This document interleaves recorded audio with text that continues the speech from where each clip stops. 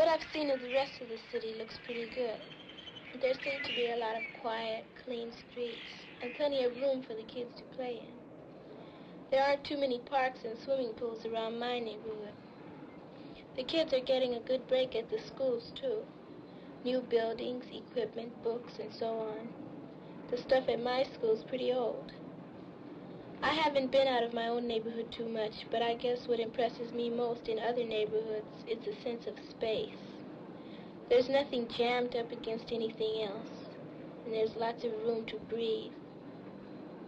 I guess the city's a pretty good place to live in, for most people. Me, I live in another part of the city.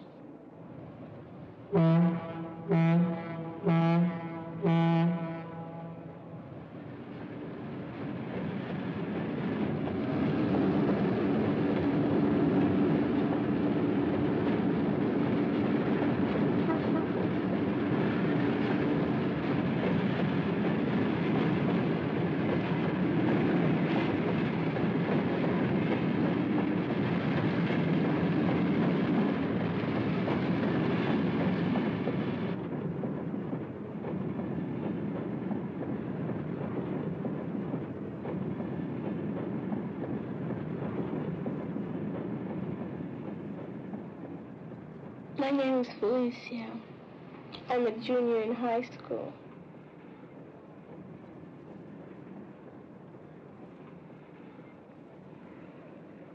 This is my bedroom where I was born, and I've lived here all my life with my mother and my sister and my brother. Peter's the oldest. And Peter's that type that if he can't have it, all of it, he doesn't want part of it. And so I guess that's why he quit school, because he thought he could do better on his own. He has very high IQ, but he's just lazy. But I think now he's coming to his senses, and he knows that he just can't do it without an education. Peter and I are only a year apart, and then Rosie and I are 3 years apart. She's the quietest one. She's the one my mother babies the most. She's the one we all have to take care of. I guess we get along pretty well because we don't fool around with each other that much. She goes her way and I go mine.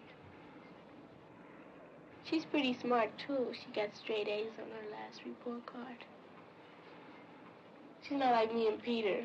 Like homework and stuff, I'll let it go till the last minute. But she doesn't. She comes home and she does it right away.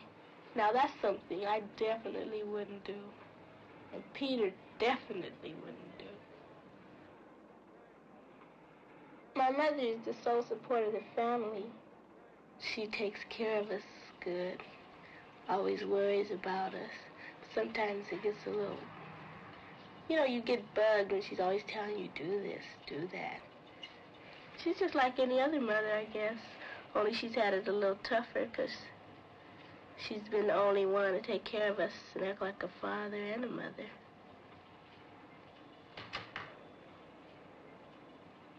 People bring her clothes and material, and she makes her dresses. She gets money for that. And then my neighbor lets her babysit when she goes to work a couple of days out of the week. In the daytime when we're gone to school, she does some sewing. And then at night after we go to bed, she stays up till about 2 or 3 o'clock. She works all the time. She wanted to go to college, but her father died and he wanted her to go to college. But her mother was that kind that thought the daughter's place was at home and all she needed to know was how to cook. She just finished high school. She didn't have enough education to get a high-paying job. She wants us all to go to college. Everything she missed, she wants us to have. I bet she'd give her right arm to let us go to college.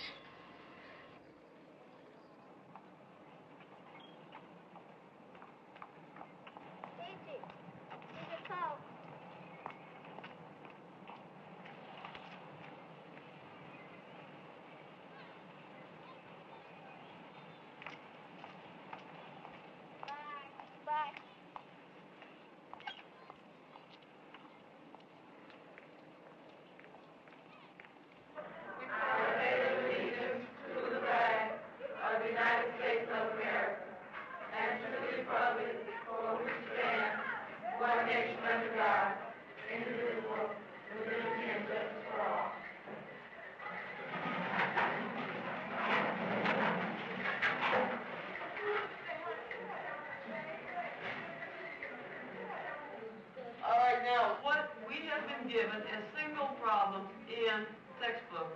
All right, so in number 9, all you want to do is make a correction. I'd like to go straight from high school right into college. I know that with college, I'll try to take those type of courses that I can go into different fields dealing with people. I want to go to college because I want to be something that is really helpful to the people, something that isn't just what everyone can do, and something where I can help my own people. You know, half the girls, more than half of them want to be secretary, beauticians or cosmetologists or something like that. I guess they've decided that it's no use, that there's no use in them aspiring to become anything else because they won't be allowed to do anything else.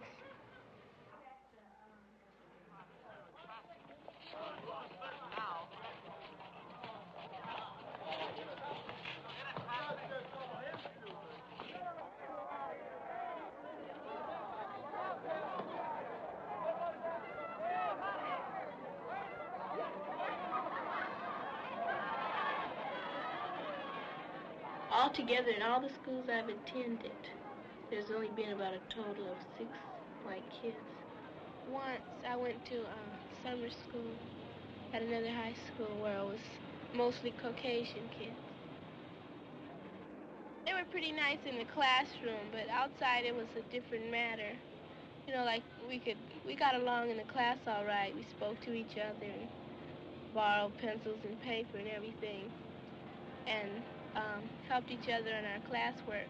But outside, when they got with their friends, and I guess the same on our side, when we got with ours, we sort of ignored each other. But I think it was more on their part because I used to try to talk to the girl that sat next to me on the outside, and she would, you know, sort of shy away. I guess she was ashamed to, you know, be seen with me or something. But I didn't pay too much attention to it. All of them seemed a little bit more confident of what they were going to do. You know, they were going to go to college. One girl was going to become an actress and everything. And on our side, there was sort of an, you know, they were sort of apprehensive about what they were going to do. I guess that's because even I was, because I really don't know if I'm going to college. But they all seemed pretty sure of it, even the ones that I thought were real dumb. You know, they all seemed pretty sure that they were going to college, and I just took it for granted that maybe their fathers and mothers had the money that they could make sure they went to some kind of college.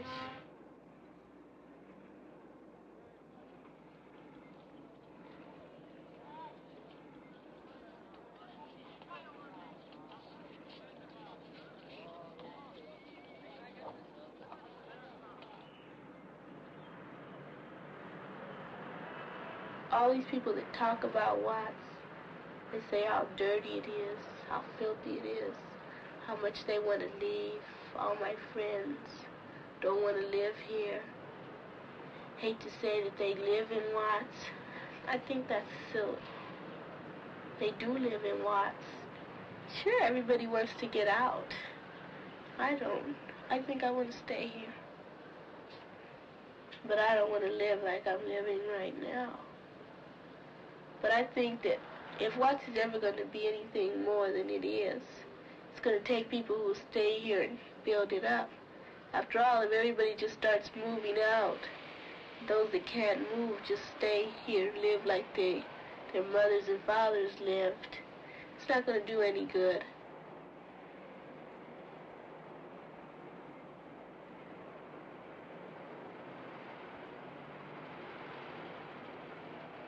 I know they need some place to have those things, but they don't have to have them right behind houses. How would you like to have a bunch of cars right in your backyard? So what if some kids get out there playing and they pile one car too high and it comes crashing down and there's no place for it to crash but right into the yards? And I think that's dangerous, and I don't see why the city allows it to be like that. those people, even if they are living in a run-down neighborhood, that still isn't any reason for them to have to live with stuff like that right at their back door. You live with your mother, and you see what your mother has, and I guess you figure, well, if she didn't make it, I know I can't. So you just give up before you even start. I think maybe that's what happened to a lot of adults.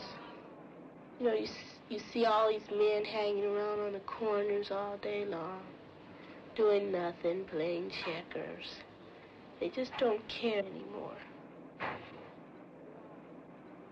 Perhaps it's too late for the adults, but it's not too late for the young generation like myself,